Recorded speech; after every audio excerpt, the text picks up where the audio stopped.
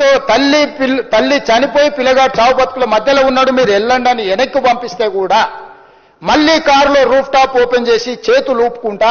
సంధ్య theatre విషయంలో రోజుకో కొత్త మ్యాటర్ వెలుగులోకి వస్తోంది.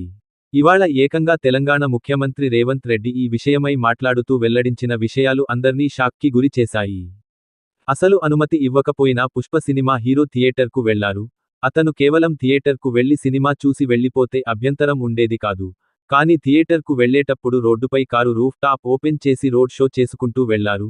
దీంతో పక్కన ఉన్న అన్ని థియేటర్ల నుంచి ఒక్కసారిగా పబ్లిక్ సంధ్య థియేటర్ వైపు రావడంతో ఒక్కసారిగా తోపులాట జరిగింది. ఈ ఘటనలో తల్లి రేవతి చనిపోయింది.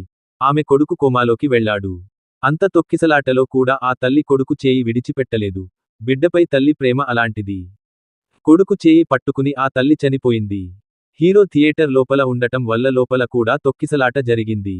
ఈ విషయాన్ని హీరోకు ఏసీపీ చెప్పినా, శాంతి భద్రతలు చేయి దాటే ప్రమాదం ఉందని చెప్పినా హీరో వినలేదు. బయటకు వెళ్లడానికి హీరో ఒప్పుకోలేదని సిటీ కమిషనర్ చెప్పారు. దీంతో డీసీపీ వెళ్లి అక్కడ నుంచి కదలకపోతే అరెస్టు చేస్తామని హెచ్చరించి హీరోను కారు ఎక్కించారు. అప్పుడు కూడా వెళ్లేటప్పుడు కూడా కార్ రూఫ్ టాప్ ఓపెన్ చేసి రోడ్ షో చేస్తూ వెళ్లారు. ఈ నేపథ్యంలో హీరోపై, యాజమాన్యంపై పోలీసులు కేసు పెట్టారు అంటూ రేవంత్ రెడ్డి ఇచ్చిన స్టేట్మెంట్ పెను దుమారాన్ని రేపింది. ఎందుకంటే అల్లు అర్జున్ స్వయంగా మాట్లాడుతూ లేడీ చనిపోయిన విషయానికి తర్వాత రోజు తెలిసింది అని చెప్పారు. ఇప్పుడు రేవంత్ రెడ్డి మాత్రం పోలీసులు వెంటనే చెప్పారు అని వివరణ ఇచ్చారు.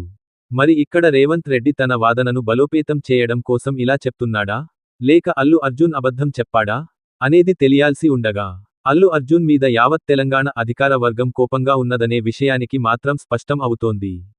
మరోపక్క అల్లు అర్జున్కి తెలంగాణ హైకోర్టు ఇచ్చిన 4 వారాల బెయిల్ కూడా ముగుస్తోంది.